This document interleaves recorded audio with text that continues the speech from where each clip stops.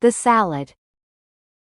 As a merry young huntsman was once going briskly along through a wood, there came up a little old woman, and said to him, "Good day, good day. You seem merry enough, but I am hungry and thirsty. Do pray give me something to eat." The huntsman took pity on her, and put his hand in his pocket and gave her what he had.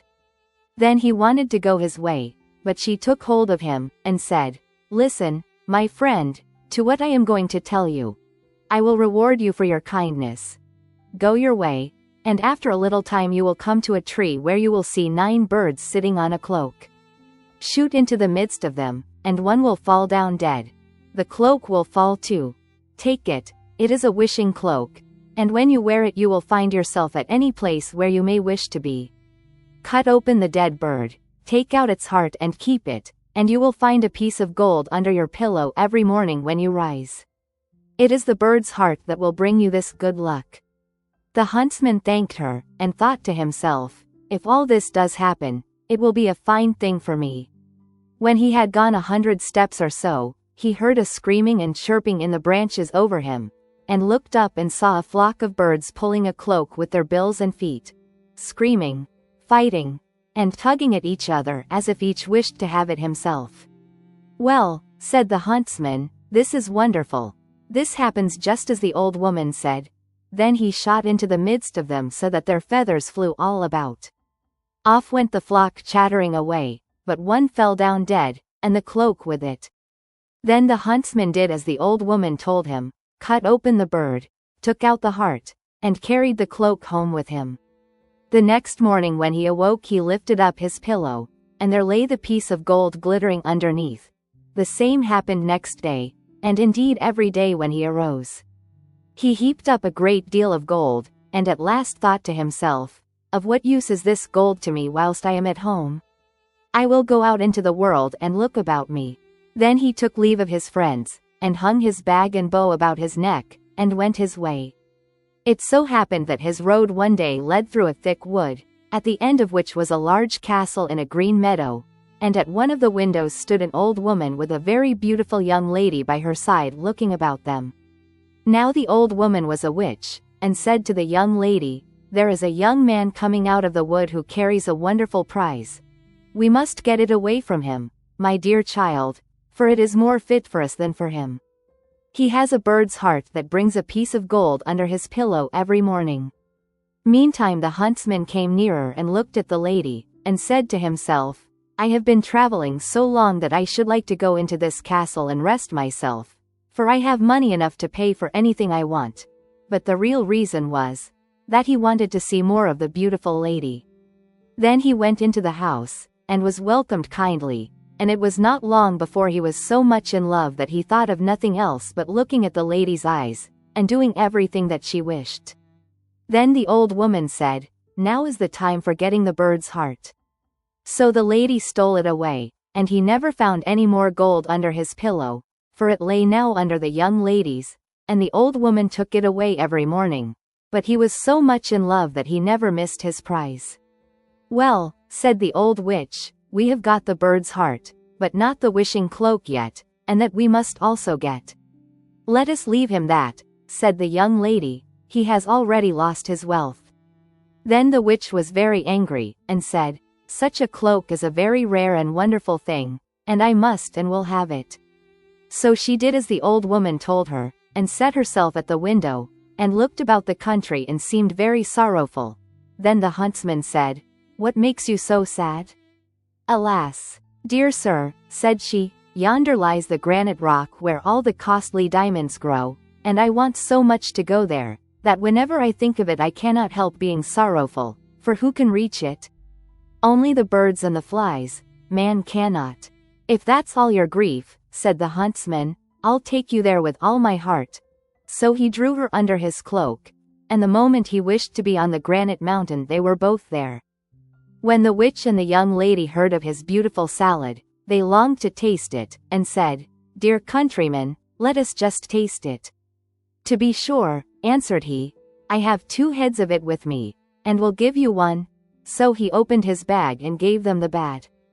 Then the witch herself took it into the kitchen to be dressed, and when it was ready she could not wait till it was carried up, but took a few leaves immediately and put them in her mouth. And scarcely were they swallowed when she lost her own form and ran braying down into the court in the form of an ass.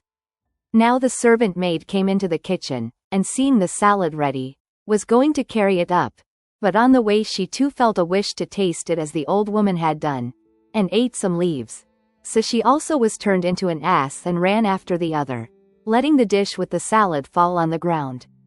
The messenger sat all this time with the beautiful young lady, and as nobody came with the salad and she longed to taste it, she said, "I don't know where the salad can be." Then he thought something must have happened, and said, "I will go into the kitchen and see." And as he went he saw 2 asses in the court running about, and the salad lying on the ground. "All right," said he, "those 2 have had their share." Then he took up the rest of the leaves, laid them on the dish and brought them to the young lady, saying, "I bring you the dish myself that you may not wait any longer." So she ate of it, and like the others ran off into the court braying away. Then the huntsman washed his face and went into the court that they might know him. "Now you shall be paid for your roguery," said he, and tied them all 3 to a rope and took them along with him till he came to a mill and knocked at the window. "What's the matter?" said the miller. "I have 3 tiresome beasts here," said the other. "If you will take them, give them food and room, and treat them as I tell you, I will pay you whatever you ask." "With all my heart," said the miller, "but how shall I treat them?" Then the huntsman said, "Give the old one stripes 3 times a day and hay once. Give the next, who was the servant maid, stripes once a day and hay 3 times. And give the youngest, who was the beautiful lady, hay 3 times a day and no stripes." For he could not find it in his heart to have her beaten. After this he went back to the castle, where he found everything he wanted. Some days after, the miller came to him and told him that the old ass was dead. "The other 2," said he, "are alive and eat, but are so sorrowful that they cannot last long." Then the huntsman pitied them, and told the miller to drive them back to him, and when they came, he gave them some of the good salad to eat.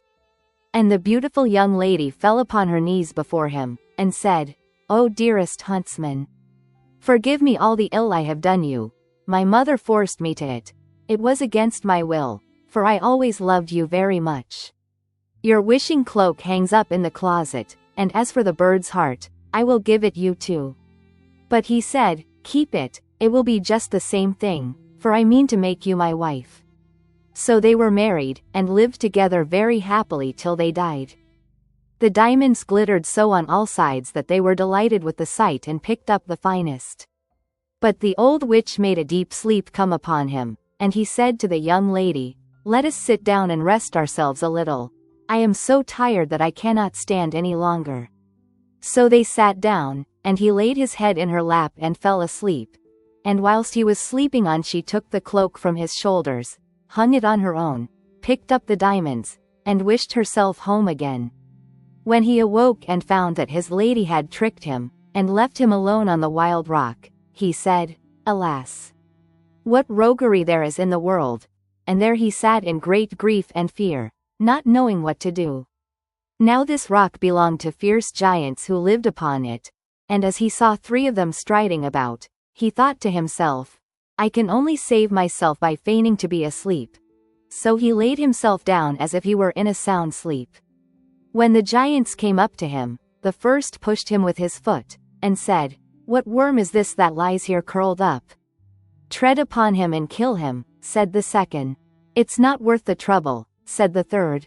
"Let him live, he'll go climbing higher up the mountain, and some cloud will come rolling and carry him away."